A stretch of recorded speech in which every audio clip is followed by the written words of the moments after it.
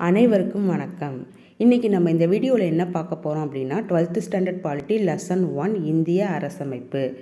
இந்த வீடியோவில் இன்றைக்கி 1.1 அதை மட்டும் நம்ம பார்க்கலாம் வாங்க. அரசமைப்பின் பொருள், பணிகள் மற்றும் முக்கியத்துவம்.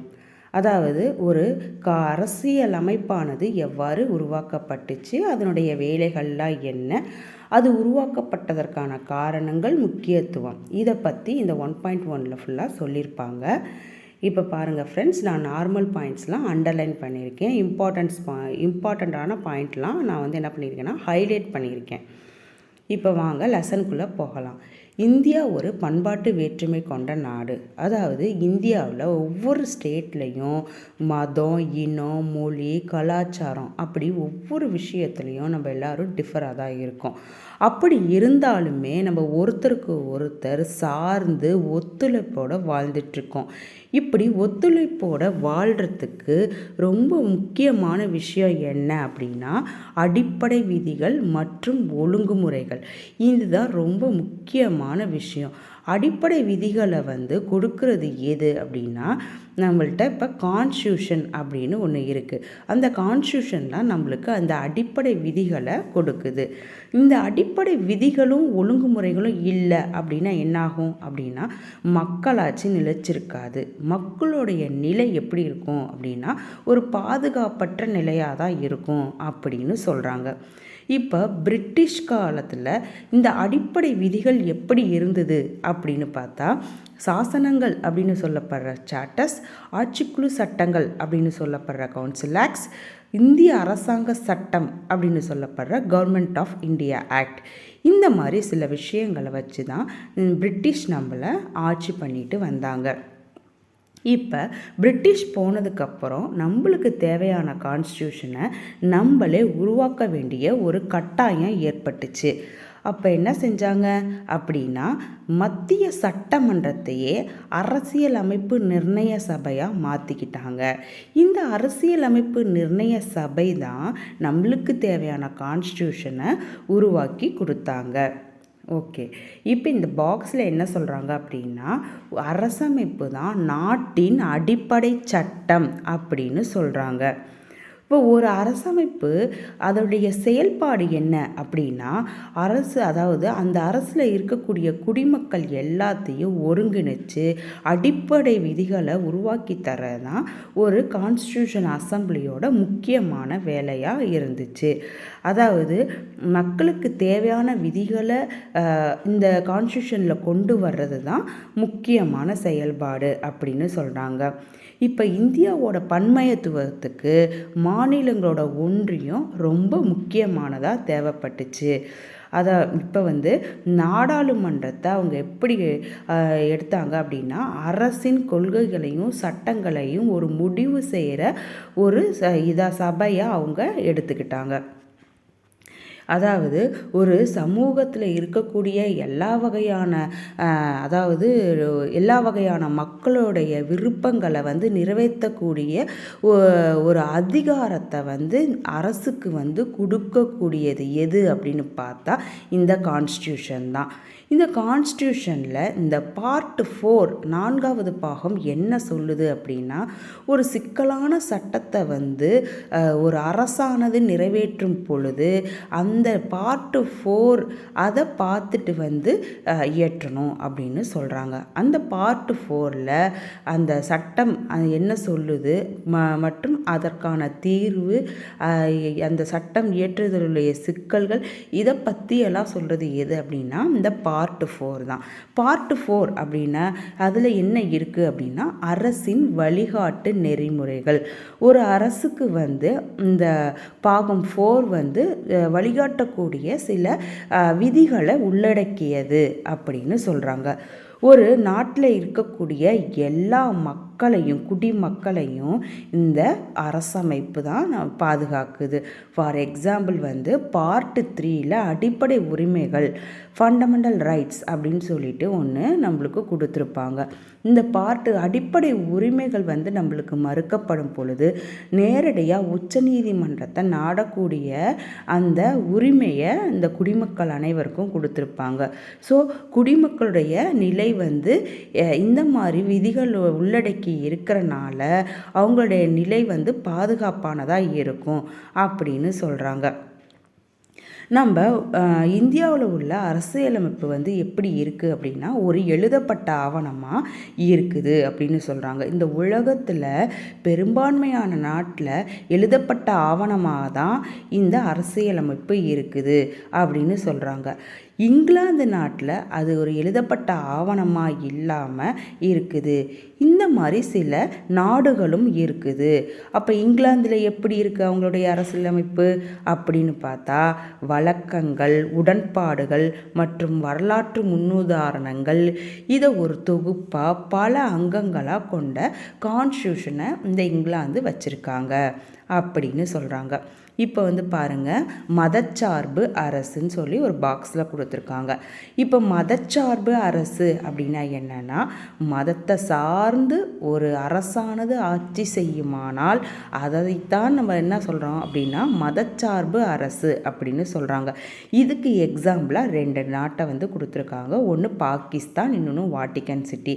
பாகிஸ்தான் வந்து முஸ்லீம் அதாவது இஸ்லாமியர்களுக்கான அமைப்பாகவும் வாட்டிக்கன் சிட்டி வந்து கிறிஸ்துவர்களுக்கான ஒரு நாடாகவும் இருக்குது. சரி, இப்போ நம்ம என்ன பார்க்க போகிறோம் அடுத்து அப்படின்னா உருவாக்கம். அதாவது ஒரு அரசமைப்பானது எப்படி நடைமுறைக்கு வந்துச்சு, அதை யார் உருவாக்குனாங்க, அதனுடைய அதிகார அமைப்புகள்லாம் என்ன, இதை பற்றின சில தகவல்களை சொல்கிறது தான் அரசமைப்பு உருவாக்கம் அப்படின்ற பேரில் சொல்கிறாங்க. இதுக்கு எக்ஸாம்பிள் பாருங்கள். இப்போ அமெரிக்காவில் வந்து தேசிய இயக்கம் அப்படின்னு இருந்தது. அது ஜெயிச்சதுக்கப்புறம்தான் அவங்களுடைய கான்ஸ்டியூஷனை அவங்க உருவாக்க ஆரம்பித்தாங்க.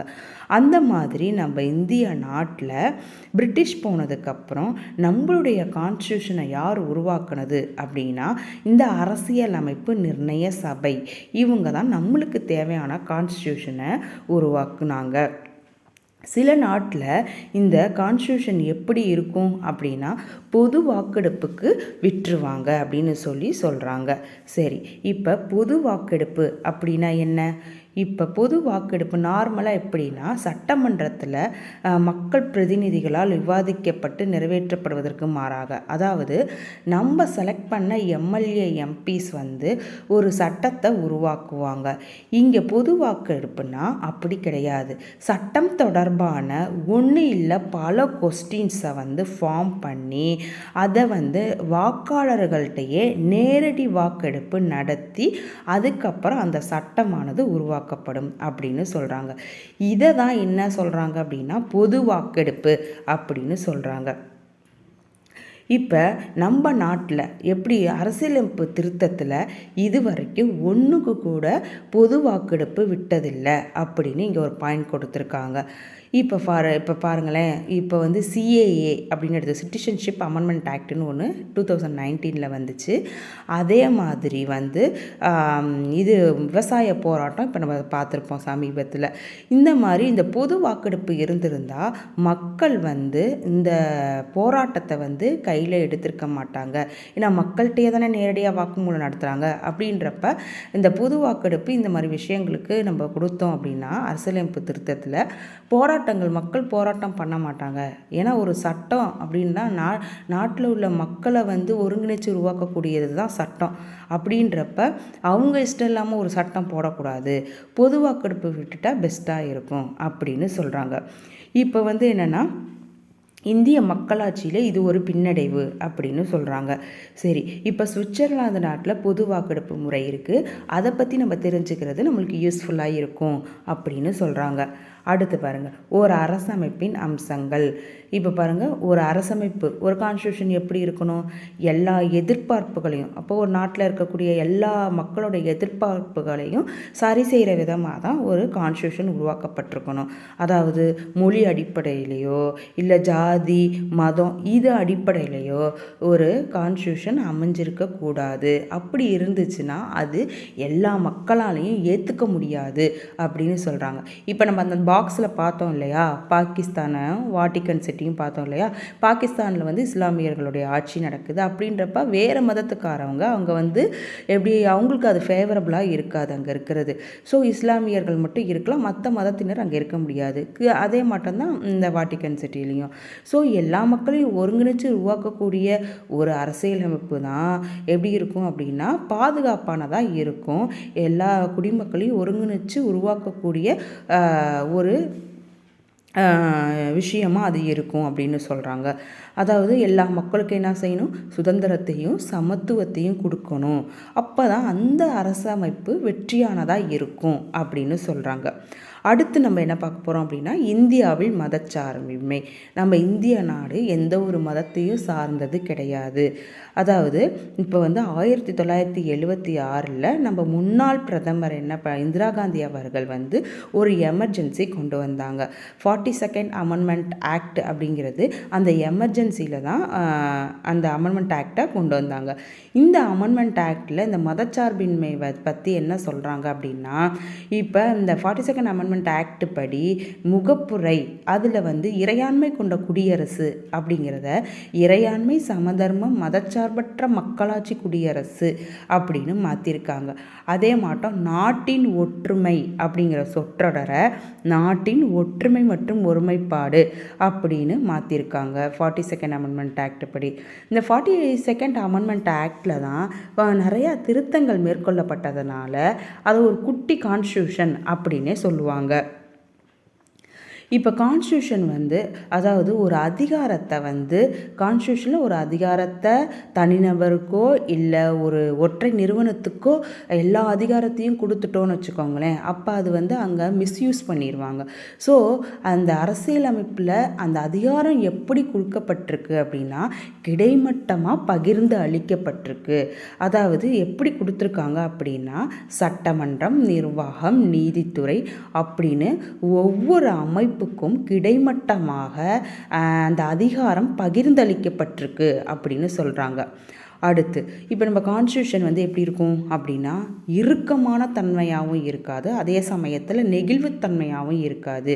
அதாவது என்ன சொல்ல வராங்க அப்படின்னா ஒரு சட்டம் போடுறப்பையோ இல்லை ஒரு சட்டத்தை திருத்துறப்பையோ அவ்வளோ ஈஸியாக நம்ம திருத்திட முடியாது, அதே மட்டும் அவ்வளோ கஷ்டமாகவும் இருக்காது. அதை தான் இங்கே வந்து இருக்கும் நெகிழ்வு அப்படின்னு சொல்கிறாங்க. அடுத்து ஒரு கான்ஸ்டியூஷனை திருத்துறப்ப நம்ம என்ன செய்யணும்னா அதோட பேசிக் ஸ்ட்ரக்சரை வந்து பாதிக்காத விதமாக இருக்கணும் அப்படின்னு சொல்கிறாங்க. அதை தான் இந்த இடத்துல பாருங்கள் உட்கருவை தக்க வச்சுக்கணும் அப்படின்னு சொல்கிறாங்க. நம்ம இப்போ இருக்கிற சுச்சுவேஷனுக்கு தகுந்தாப்படி அதோட பேசிக் ஸ்ட்ரக்சரில் வந்து கையை வைக்காமல் நம்மளுக்கு தேவையானபடி கான்ஸ்டியூஷனை மாற்றிக்கலாம் அப்படின்னு சொல்கிறாங்க.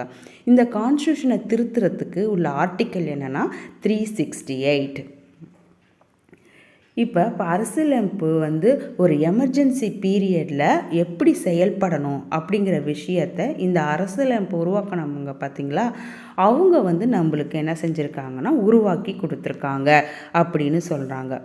அடுத்து அரசமைப்பின் தயாரிப்பு பணிகள். ஒரு அரசியலமைப்பு நிர்ணய சபையில் இருக்கக்கூடிய உறுப்பினர்கள் தான் இந்த அரசமைப்பை அதாவது கான்ஸ்டியூஷனை நம்மளுக்கு கொடுத்தாங்க, எழுதி கொடுத்தாங்க. இதோட முதல் கூட்டம் எப்போ நடந்தது அப்படின்னா 9 டிசம்பர் 1946 அன்னைக்கு தான் கூடுச்சு. இந்த கூடுன அன்னைக்கு அவங்களுடைய முக்கியமான விஷயம் என்னவா இருந்தது அப்படின்னா அவங்களுடைய தற்காலிக தலைவரை தேர்ந்தெடுக்கிறது தான் அவங்களுடைய முக்கியமான வேலையாக இருந்தது. அதுக்கப்புறம் என்ன செஞ்சாங்க அப்படின்னா 14 ஆகஸ்ட் 1947 பாகிஸ்தானுக்கு விடுதலை கிடைச்சிது. ஸோ அவங்க விடுதலை கிடைச்சி போனதுக்கப்புறம் இந்தியர்களுக்கான ஒரு கான்ஸ்டியூஷனை நம்ம உருவாக்க நேரிட்டுச்சு. அப்போ என்ன செஞ்சாங்க அப்படின்னா அங்கே இருக்க அந்த கான்ஸ்டியூஷன் அந்த அரசியலமைப்பு நிர்ணய சபைக்கு தேவையான உறுப்பினர்களை வந்து மறைமுக வாக்கெடுப்பு மூலமாக செலக்ட் பண்ணாங்க. ஓகே, இந்த கான்ஸ்டியூஷனை வந்து உங்களுக்கு தேவையான கான்ஸ்டியூஷனை நீங்கள் உருவாக்கிக்கோங்க அப்படின்னு சொன்னது யார் அப்படின்னா அதாவது பிரிட்டிஷ் அமைச்சரவை குழு வந்து வந்தாங்க. அதுதான் நம்ம கேபினட் மிஷன் அப்படின்னு சொல்லுவோம். அவங்க தான் வந்து நீங்கள் உங்களுக்கு தேவையான கான்ஸ்டியூஷனை நீங்கள் உருவாக்குங்க அப்படின்னு சொன்னாங்க. அதுக்கப்புறம் நம்ம என்ன செய்கிறோம், நம்ம கான்ஸ்டியூஷனை உருவாக்க ஆரம்பிச்சிட்டோம். அதுக்கு தான் நம்ம என்ன சொன்னோம், மத்திய சட்டமன்றத்தையே அரசியலமைப்பு நிர்ணய சபையாக மாற்றிக்கிட்டாங்க அப்படின்னு கூட இப்போ படித்தோம் நம்ம. அடுத்து இங்கே பாருங்கள், இங்கே ஒரு ஃபோட்டோ கொடுத்துருக்காங்க. இவங்க யார் அப்படின்னா, இந்திய அரசியலமைப்பு நிர்ணய சபை இதில் இருக்கக்கூடிய வரைவு குழு உறுப்பினர்கள். இந்த ஃபோட்டோ February 1948 எடுத்திருக்காங்க. இதில் உட்காந்துருக்கவங்களில் லெஃப்ட்லேருந்து ரைட் வரைக்கும் பாருங்கள், N Madhavarao, Syed Mohammed Saadulla, doctor BR Ambedkar, sir Alladi Krishnaswamy, sir BN Rau, இவங்க உட்காந்துருக்கவங்க. அடுத்து நிற்கிறவங்கள லெஃப்ட்லேருந்து பாருங்கள், SN முகர்ஜி, ஜுகல் கிஷோர் கண்ணா, கேவல் கிருஷ்ணா. இவங்கெல்லாம் யார் அப்படின்னா வரைவுக்குழு உறுப்பினர்கள். நம்மளுக்கு கடைசி வரைக்கும் இருந்து நம்ம கான்ஸ்டியூஷனை ஃபுல்லாக உருவாக்கி கொடுத்தது யாருன்னா அம்பேத்கர் அவர்கள் தான். அதனால தான் அவரை அரசியலமைப்பு நிர்ணய சபையின் தந்தை அப்படின்னு சொல்கிறாங்க. சரி, இதில் நிறையா பேர் இடையில மாறியிருப்பாங்க. உடல்நிலை சரியில்லாத காரணத்தினாலும் இன்னும் சில விஷயங்கள்னாலையும் இவங்க என்ன செஞ்சுருப்பாங்கன்னா மாறியிருப்பாங்க.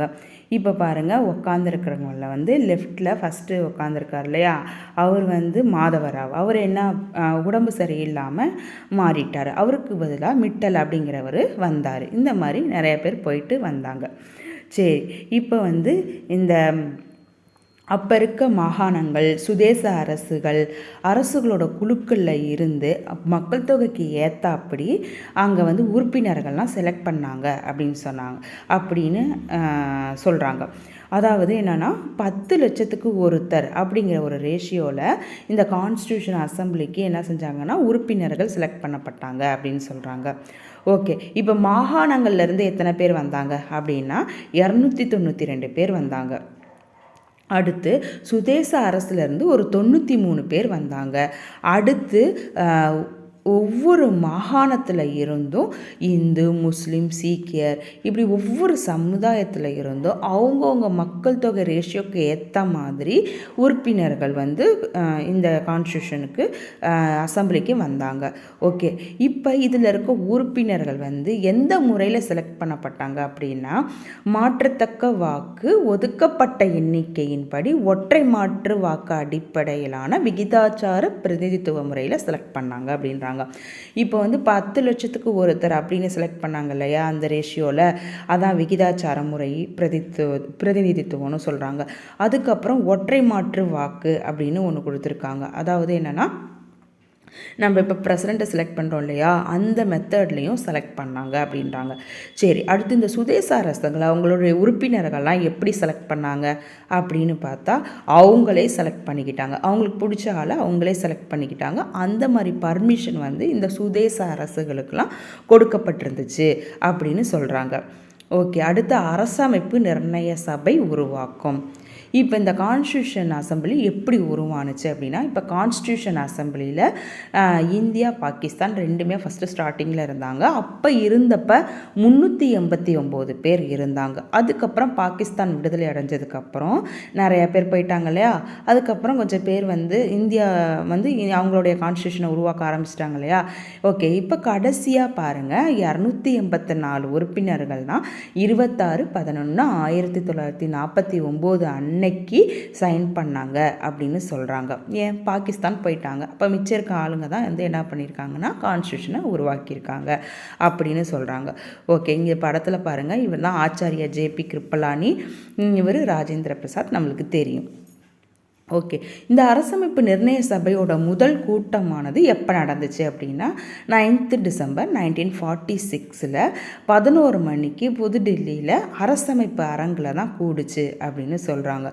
அப்போ நான் சொன்னேன் இல்லையா, அப்போ தற்காலிக அவங்களுடைய மெயின் எய்ம் அன்னைக்கு என்னவாக இருந்தது அப்படின்னு பார்த்தா அவங்களுடைய தற்காலிக தலைவரை தேர்ந்தெடுக்கிறது தான் அவங்களுடைய முக்கிய நோக்கம்.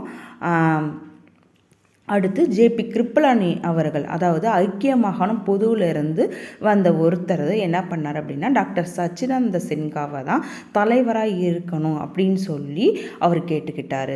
அதுக்கப்புறம் தற்காலிக தலைவராக செலக்ட் பண்ணிட்டாங்க. அதுக்கப்புறம் அந்த மறைமுக வாக்கு இதெல்லாம் பண்ணி அவங்களுடைய தலைவரை செலக்ட் பண்ணாங்க. அப்போ தலைவராக வந்தது யார் அப்படின்னா டாக்டர் ராஜேந்திர பிரசாத். அதே மட்டும் அந்த கான்ஸ்டியூஷனுக்கு ஒப்புதல் தருவாங்க இல்லையா, அதாவது 24/1/1950 அன்னைக்கு கான்ஸ்டியூஷனுக்கு ஒப்புதல் கொடுத்தாங்க. அப்போ தலைவராக இருந்தது யார் அந்த கூட்டத்துக்கு அப்படின்னா டாக்டர் ராஜேந்திர பிரசாத் தான். இப்போ 9th December 1946 இருந்து 24th January 1950 வரைக்கும் அவங்க நடத்தின அந்த அரசியலமைப்பு நிர்ணய சபை நடத்தின அந்த விவாதங்களோட தொகுப்பை வந்து ஒரு 12 தொகுதியாக பிரிச்சிருக்காங்க. இந்த பாக்ஸில் பாருங்கள், தொகுதி 1 வந்து 9th December to 20th December 1946 வரைக்கும் கொடுத்துருக்காங்க. இப்படி ஒவ்வொரு தொகுதியும் இந்த மாதிரி 12 தொகுதியாக பிரித்து இந்த பாக்ஸில் சொல்லியிருக்காங்க. ஒரு கிளான்ஸ் பார்த்துக்கோங்க. ஓகே ஃப்ரெண்ட்ஸ், இந்த வீடியோ இதோட முடிஞ்சுது. நெக்ஸ்ட்டு ஒரு வீடியோவில் சந்திக்கிறேன். நன்றி, வணக்கம்.